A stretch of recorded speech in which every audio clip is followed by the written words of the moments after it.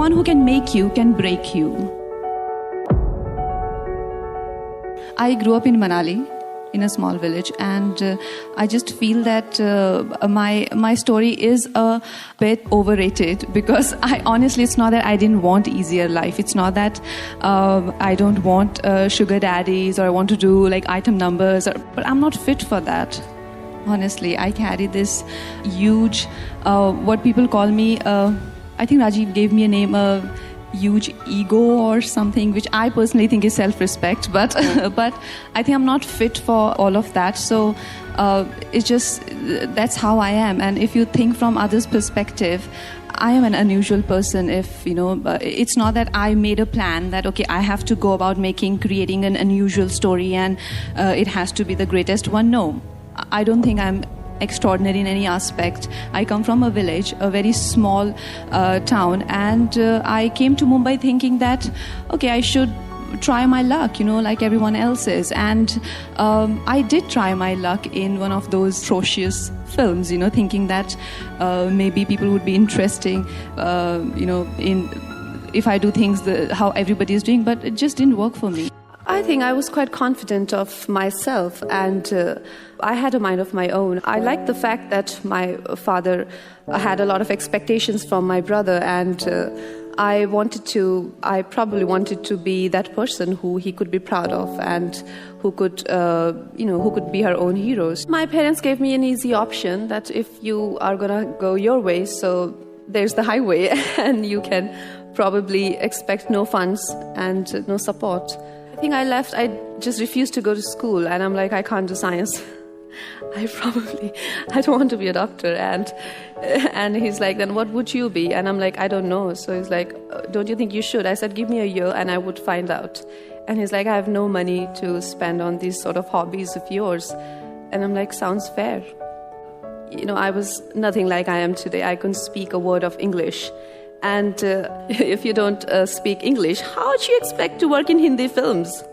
And like I said, my parents saw me as someone else. They saw me as someone who was a liability, but that didn't change my understanding of my abilities and myself. And when I came to Mumbai, they saw me as this village woman who had a weird accent and weirder appearance, I guess. But I didn't see myself like that. I thought of myself a lot more than just I am a lot more than my appearance or my age or my color or my hair. And that is how I saw myself. And I had an option. Either I could have stayed in that comfortable life that my parents gave me, or the mentor turned into Trementor that he was offering me was also very comfortable. But I chose, I made that choice because I always chose my own freedom over a golden cage, no matter in what form it comes. It doesn't have to be an obvious villain. It can come in any form. So I always chose open sky, even if it comes by sleeping on the pavements, or it comes by living in sleeping foodless. But were there nights you didn't have food? Of course. No khana, no food. No. And those were the nights when I used to escape from my own house because of the person he had the duplicate key for my house, and I used to jump out of the window in what you call this place, Yari Road. I had an apartment and on the first floor, so I'd taken it on the first floor so that I could jump off the windows.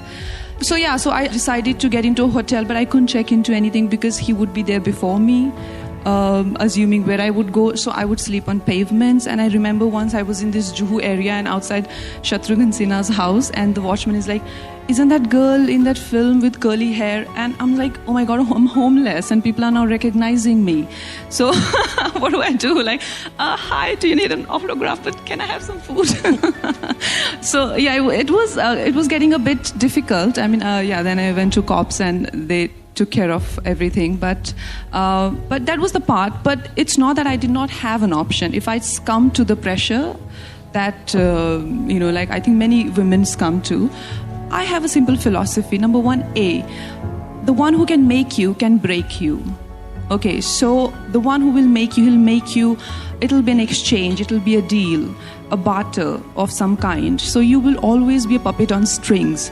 So, I mean, what's the point of having a journey? What's the point of leaving your father's house in the first place? If you want to be a puppet, then be a puppet in your father's or husband's hands, because these people are gonna maybe, sort of use you or get fed up of you in a year or two, and then there will be another story.